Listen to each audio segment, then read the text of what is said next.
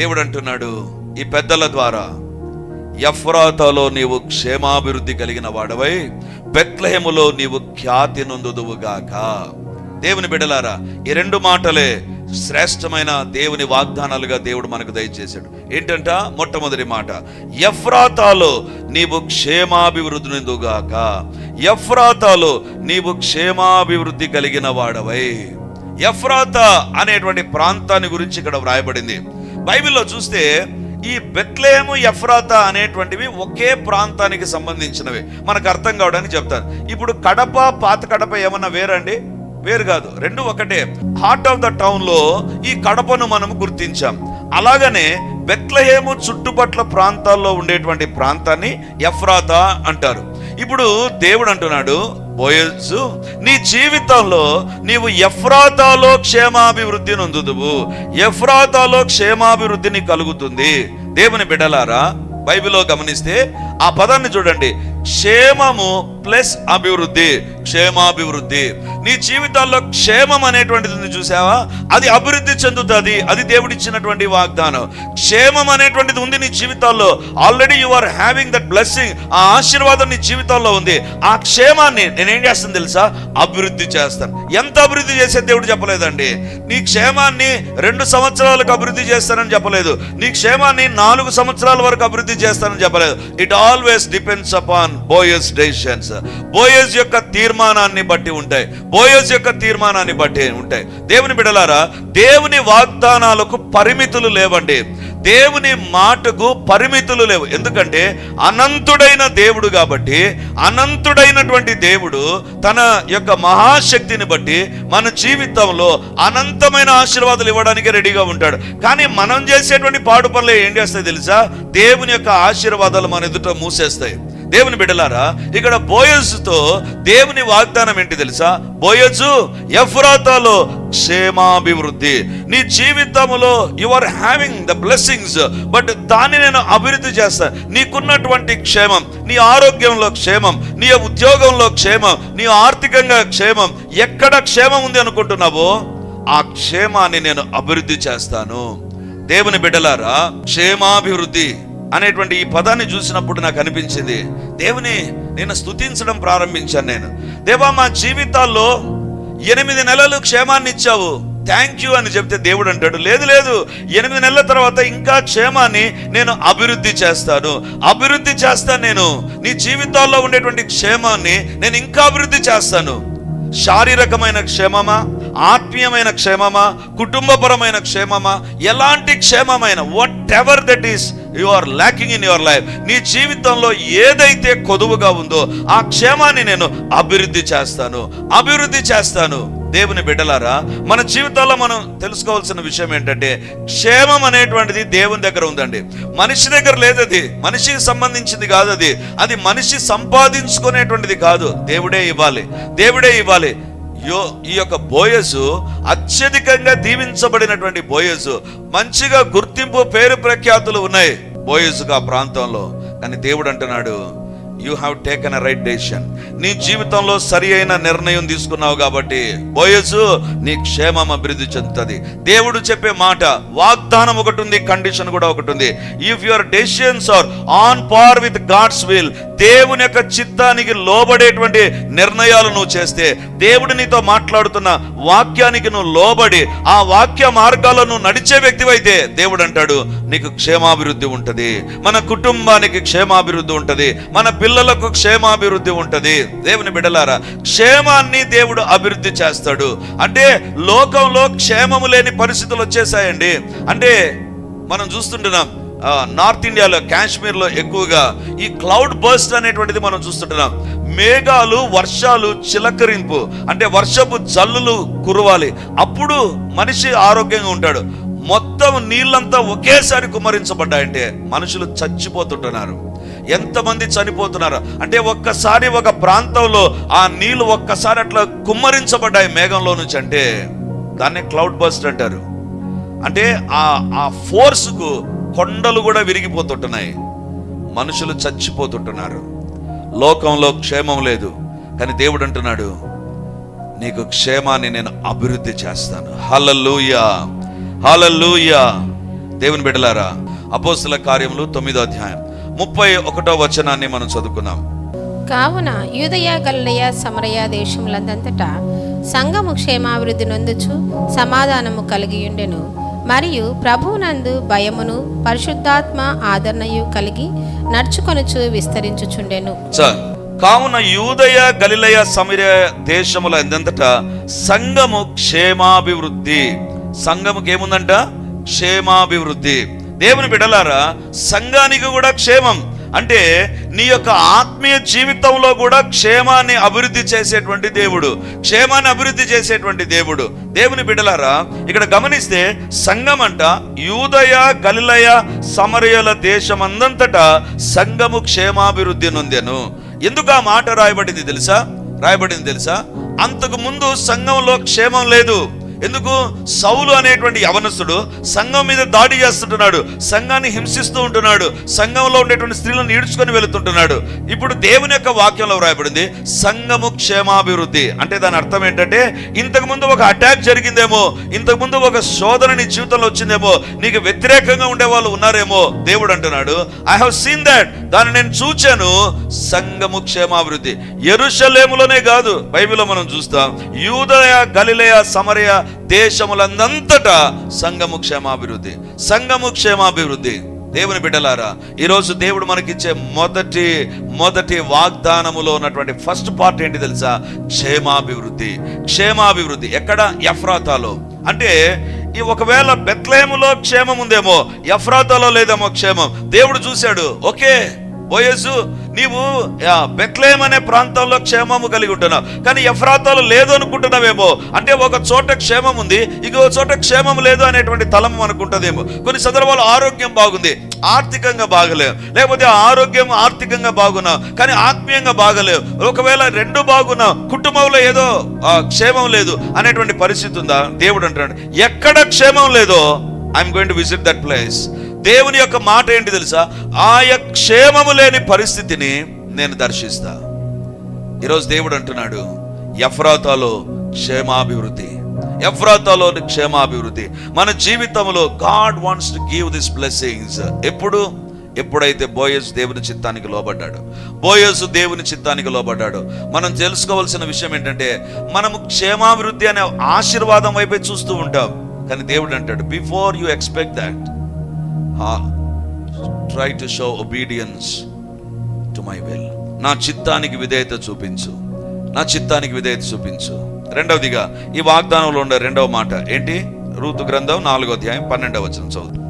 ఎఫ్రాతాలో నీవు క్షేమాభివృద్ధి కలిగిన వాడవై బెత్లెహేములో నువ్వు ఖ్యాతి నొందుదువుగాక. యెహోవా ఈ యవ్వనురాలు వల్ల నీకు దయచేయు సంతానమును నీ కుటుంబమును తామారు యూదాకు కనిన పెరెస్సు కుటుంబం వలె నుండునుగాక అని. 4:12 ఎఫ్రాతాలో నీవు క్షేమాభివృద్ధి కలిగిన వాడవై బెత్లెహేములో నీవు ఖ్యాతి నొందుదువుగాక. ఇందాక నేను చెప్పాను, already he's a rich man. పొలాలు కలిగినటువంటి వ్యక్తి, ఆస్తిపాస్తులు కలిగినటువంటి వ్యక్తి, ప్రజల ఎదుట గౌరవాన్ని కలిగినటువంటి వ్యక్తి, పెద్దలందరూ ఇతనిని గౌరవించే స్థాయి ఇతనికి ఉంది. కానీ దేవుడు అంటున్నాడు, ఈ పెద్దల ద్వారా బెత్లెహేములో నీవు ఖ్యాతి నొందుదువుగాక.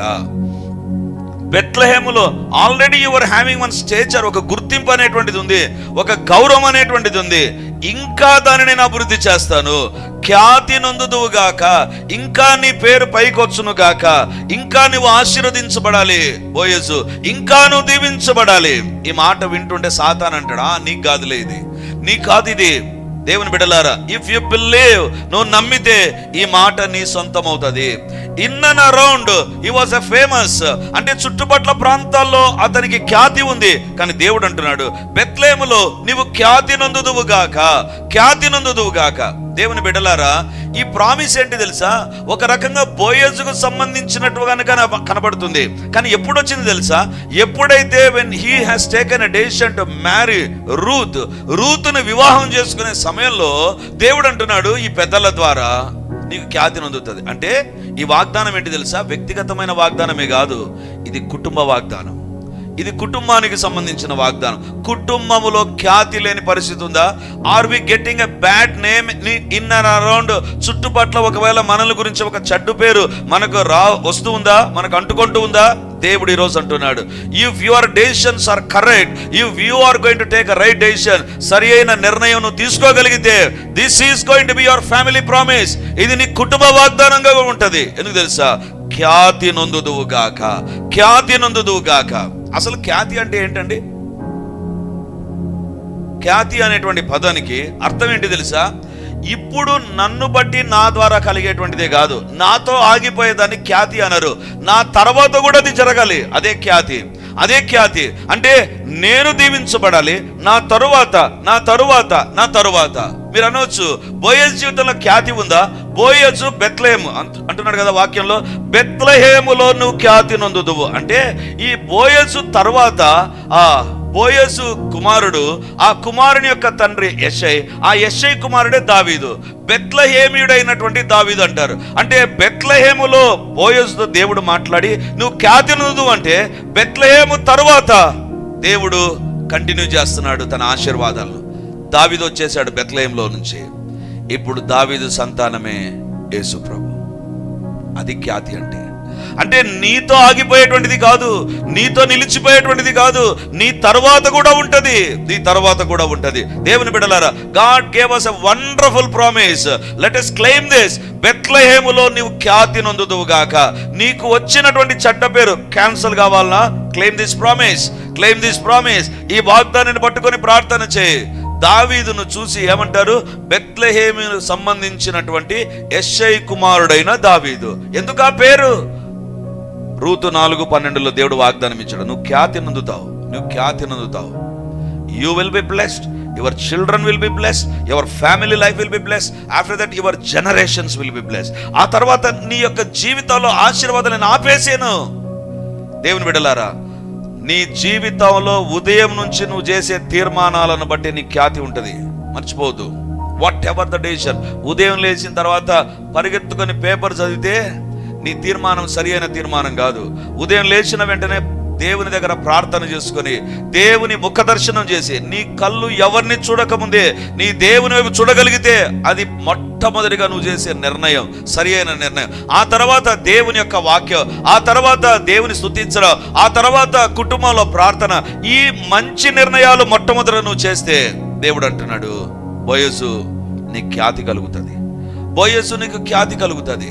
ఒక మంచి నిర్ణయాన్ని ఆ ఊరిలో ఉండేటువంటి నయోమి బంధువు చేయమంటే చేయలేదు, బోయజు చేశాడు.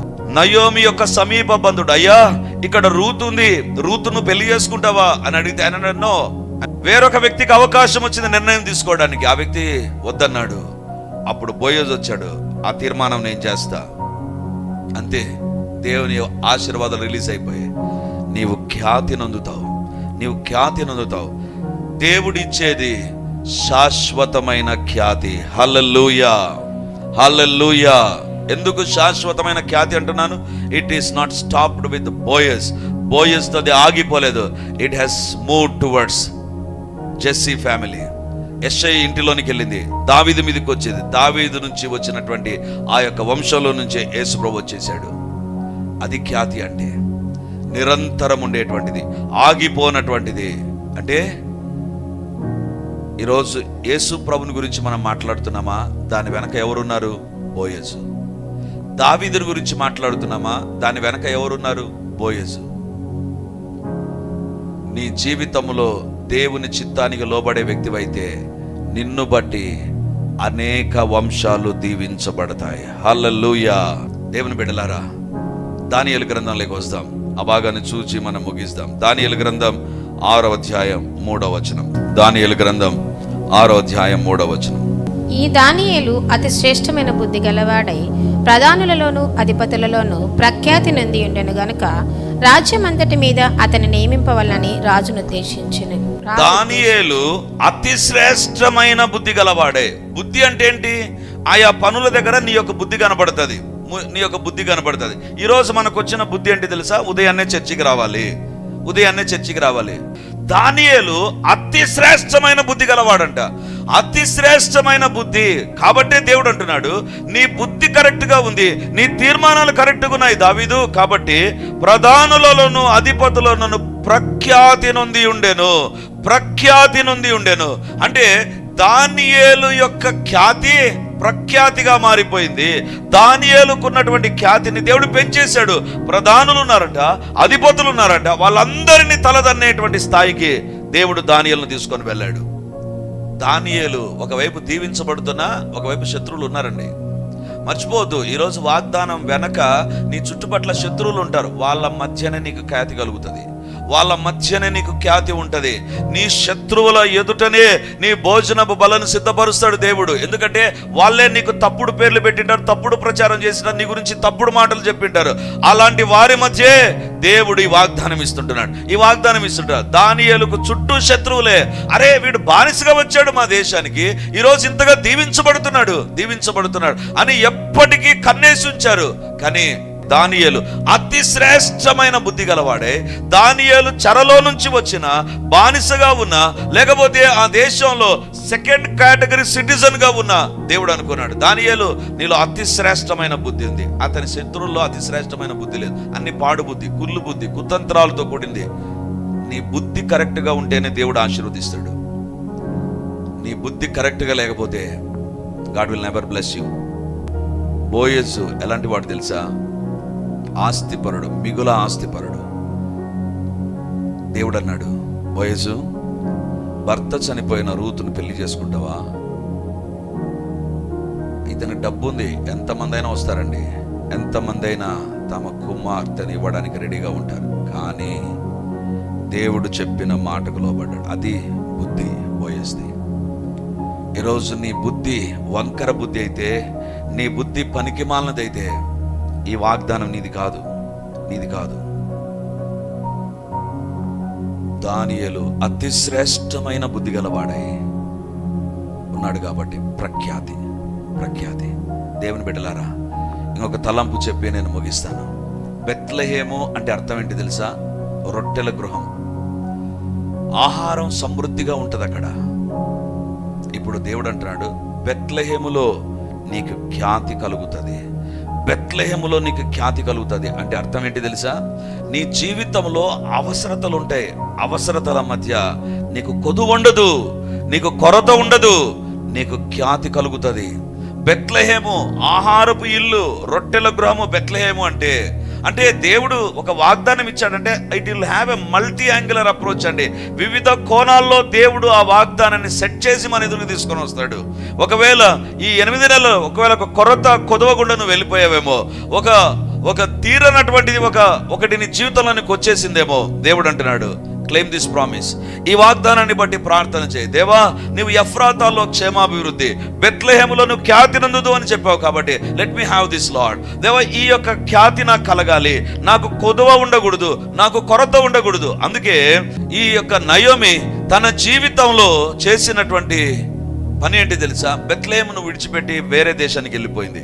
అక్కడేదో ఆహారం ఉన్నాయని. దేవుని బిడ్డలారా, జాగ్రత్త. దేవుని మందిరాన్ని విడిచిపెట్టి నీ సొంత పనులకు నీవు అత్యధికమైన ప్రాధాన్యతనిచ్చి దేవుని దగ్గరకు రావడానికి కరువు పడితే నీ జీవితంలో కరువే ఉంటుంది. మరొకసారి చెప్తాను ఈ మాట. దేవుని మందిరము, దేవుని సేవ, దేవుని చిత్తములో ఉన్నటువంటి స్థలాన్ని వదిలేసి ఎప్పుడైతే if you go around the world, లోకంలోనికి వెళ్తావో నయోమి లాగానే ఉంటాం మనం. కానీ నయోమి ఎప్పుడైతే ఆ దేవుని చిత్తంలో లేని స్థలంలో నుంచి బెత్లెహేముకు వచ్చిందో, దేవుడు కోరుకున్న స్థలమైనటువంటి బెత్లెహేముకు వచ్చిందో, బెత్లెహేములో తనకు సమృద్ధి కలిగింది. అక్కడ ఉన్నటువంటి భర్తను కోల్పోయింది, కుమారులను కోల్పోయింది. కానీ ఇక్కడికి వచ్చిన తర్వాత కోడల రూపంలో దేవుడు ఆమెను ఆశీర్వదించాడు. How more you are sincere to God. ఎంతగా దేవుని దగ్గరికి తిరిగి వస్తావో, ఎంతగా వెళ్ళిపోయినటువంటి స్థలాన్ని విడిచిపెట్టి తిరిగి దేవుని దగ్గరకు వస్తావో, అప్పుడే నువ్వు బెత్లెహేములో ఖ్యాతి నొందుతావు. You will not lack anything. నీకు కొదవ ఉండదు. I don't know, God is speaking with somebody. ఎవరితోనో దేవుడు మాట్లాడుతుంటున్నాడు. నీ జీవితంలో దేవుని విడిచిపెట్టి బయట ఎక్కడెక్కడో ప్రయత్నాలలో ఆశీర్వాదాలు చూసావు, అక్కడ 0 వచ్చింది. కమ్ బ్యాక్, దేవుని దగ్గరికి రా. బెత్లెహేములో ఖ్యాతి నొందుతాను. బెత్లెహేము అంటే దేవుని ఇల్లు, రొట్టెల గృహము, దేవుని సన్నిధిలో ఉంటాయి. అందుకే ఇందాక పాడుకున్నాం కదా, నీ సన్నిధిలోనే సంపూర్ణ సంతోషం కలదు, నీ కుడి చేతిలో నిత్య సుఖములు కలవు. All the blessings are there with God in God's presence. దేవుని దగ్గర, దేవుని సన్నిధానంలో మాత్రమే ఆశీర్వాదాలు ఉన్నాయి. ఇఫ్ యు లీవ్ బెత్లెహేమ్, బెత్లెహేమును వదిలిపెడితే నీ జీవితంలో ఆశీర్వాదాలు ఉండవు. అందుకే దేవుడు అంటాడు, బెత్లెహేములో నీవు ఖ్యాతి నొందుదువు, బెత్లెహేములో నువ్వు ఖ్యాతి నొందుదువు. బోయజ్ అయినా, రూత్ అయినా, నయోమి అయినా ఆశీర్వాదాలు ఎక్కడున్నాయి? బెత్లెహేములో ఉన్నాయి, బెత్లెహేములో ఉన్నాయి. దేవుని బిడ్డలారా, ఈరోజు దేవుడు మనతో మాట్లాడుతుండగా, are you having a lack? ఏదైనా కొరత ఉందా? బెత్లెహేములో ఖ్యాతిని దేవుడిస్తానన్నాడు. దేవుని సన్నిధానం, బెత్లెహేము దేవుని సన్నిధికి సూచనగా ఉంది. దేవుని సన్నిధిలో నువ్వు గడిపే వ్యక్తివైతే, దేవుని సన్నిధిని ఎగరగొట్టే వ్యక్తి జీవితంలో ఆశీర్వాదాలు ఉంటాయి కొద్ది కాలమే, but lack will be there forever. ఎప్పటికీ ఉంటుంది కొరత, ఎప్పటికీ ఉంటుంది కొరత. దేవుడు ఈరోజు మాట్లాడుతాం, ఎఫ్రాతాలో నీవు దీవించబడతావు, క్షేమాభివృద్ధి కలుగుతుంది, బెత్లెహేములో నీవు ఖ్యాతి నొందుదువుగాక. ఈరోజు దేవుడు మనతో మాట్లాడుతుండగా దేవుని దగ్గర ప్రార్థన చేద్దాం. ప్రభువా, నా జీవితంలో బోయజుకి ఇచ్చిన శ్రేష్టమైన ఆశీర్వాద, దావీదు యొక్క అబ్బకు నీవు ఇచ్చిన ఆశీర్వాదాలు ఇవి. దావీదు యొక్క గ్రాండ్ ఫాదర్ బోయజ్ అండి.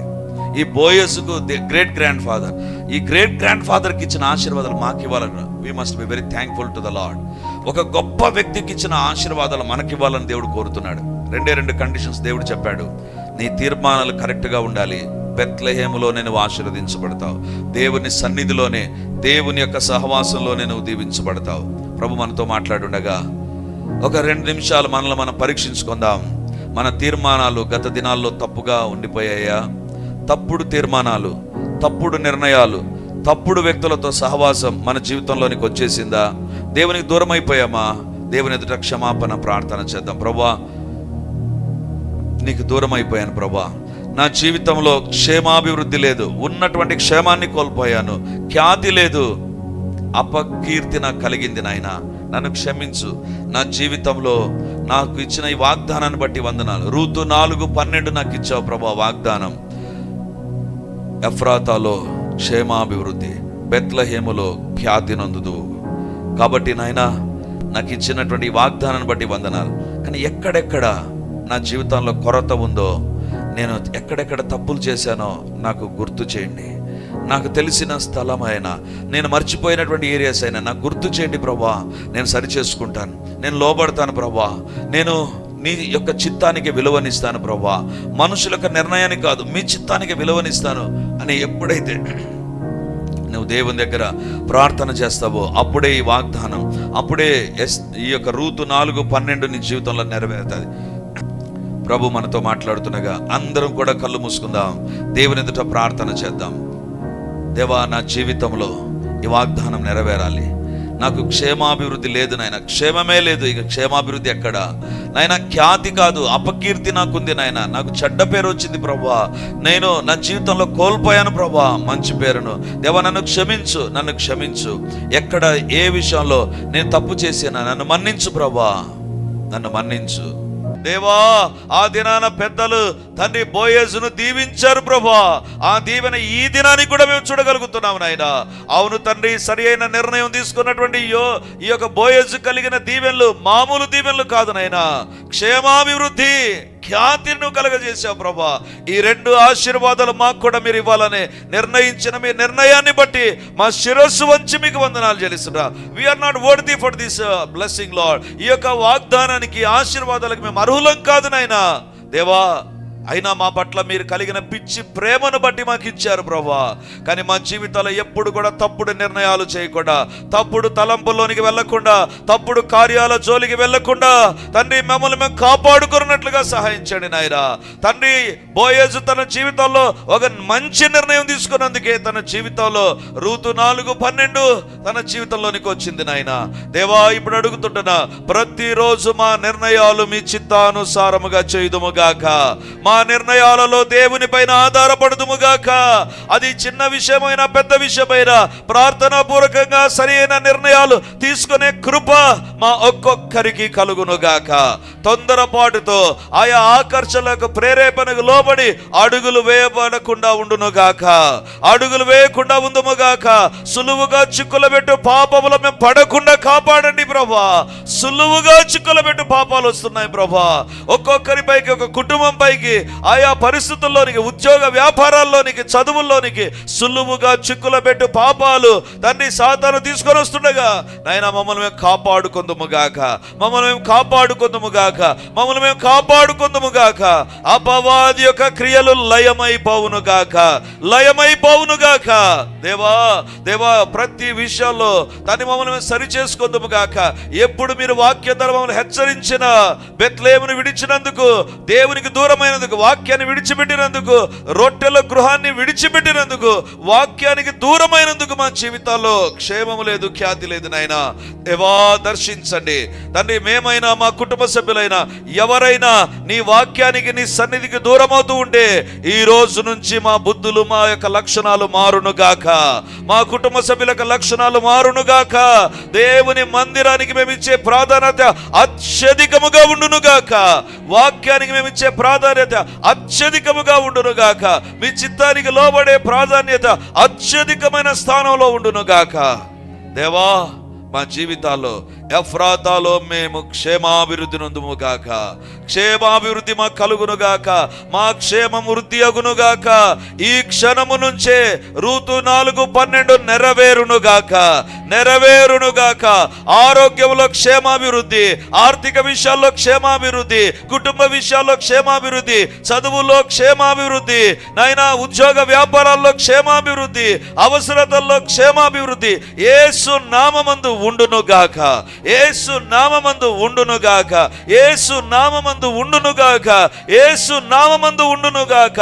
క్షేమమే క్షేమమే క్షేమమే మా జీవితాల్లో, మా కుటుంబాల్లో, పరిచర్యలో, ఉద్యోగ వ్యాపారాల్లో, ప్రయాణాల్లో అన్ని చోట్ల క్షేమాభివృద్ధి నందుదుముగాక, క్షేమాభివృద్ధి నందుదుముగాక. మేము ఖ్యాతి నందుదుముగాక, అపకీర్తి తొలగిపోవునుగాక, సాతాను తెచ్చిన ప్రతి పేరు తొలగిపోవునుగాక. మా ఒక్కొక్కరికి, మా కుటుంబాలలో ఒక్కొక్కరు ఖ్యాతి నందుదుముగాక. దేవా ఇది మీ చిత్తము కాబట్టి, మీ వాగ్దానము కాబట్టి అడుగుతుంటున్నాం. రూతు 4:12 మా జీవితాల్లో నెరవేర్చబడునుగాక, నెరవేర్చబడునుగాక, నెరవేర్చబడునుగాక. నాయనా మీరే మా జీవితాలకు తోడుగా, కాపుదలగా, భద్రతగా, క్షేమంగా తండ్రి అన్ని రకాలైనటువంటి మీ దీవెనలు ఇచ్చే దేవుని యొక్క కాపుదల ఎల్లప్పుడూ మేము ఉందుముగాక. దేవదూతల పరిచర్య మాకుండునుగాక. అన్ని విషయాల్లో దేవుని యొక్క సహాయము, దేవుని యొక్క నడుపుదలకు లోబడి జీవించే కృప మాకు, మా పరిచర్యకు, మా కుటుంబాలకు సమృద్ధిగా దయచేసి మహిమను పొందుమని మీరు ఇచ్చినటువంటి ఈ సన్నిధి భాగ్యాన్ని బట్టి వందనాలు చెల్లిస్తూ, మమ్మల్ని మేము తగ్గించుకుంటూ మీ నామాన్ని హెచ్చిస్తూ యేసయ్య నామముందు ప్రార్థించి అడిగి పొంది ఉంటున్నాము తండ్రి, ఆమేన్. వాక్యాన్ని వింటున్నటువంటి దేవుని బిడ్డలారా, ప్రార్థన టీవీలో వాక్యాన్ని వింటున్న దేవుని బిడ్డలారా, ఈ యొక్క లైవ్ కార్యక్రమాలు చూస్తున్న దేవుని బిడ్డలారా, మీకందరికీ ఒక ప్రత్యేకమైన ప్రకటన ఇప్పుడు నేను తెలియజేస్తున్నాను. ఈ ఆదివారం నుంచి ప్రతి ఆదివారం రిడీమర్లో 3 ఆరాధనలు జరుగుతాయి. మొదటి ఆరాధన 8 గంటలకు, రెండవ ఆరాధన 10:30కు, మూడవ ఆరాధన సాయంత్రం 7 గంటలకు. సో ఈ 3 ఆరాధనలో ఇక ప్రతి ఆదివారం ఒక్కొక్క సర్వీసులో ఒక్కొక్క దేవుని నామాన్ని మనం ధ్యానం చేయబోతున్నాం. వేల కొలది దేవుని నామాలను గురించి మనము చూస్తాం బైబిల్లో. కాబట్టి దేవుని బిడలమైతే మనం ఎల్లప్పుడూ దేవుని నామాన్ని స్మరిస్తూ ఉండాలి, ఎల్లప్పుడూ దేవుని నామాన్ని స్మరిస్తూ ఉండాలి. సో కాబట్టి ఈ యొక్క వాక్యాన్ని ఆధారం చేసుకొని ప్రతి ఆదివారం 3 ఆరాధనలు దేవునికి సంబంధించిన వివిధ నామాలు, దైవ నామ ధ్యానాలు అనేటువంటిది మనం కలిగి ఉండబోతున్నాం.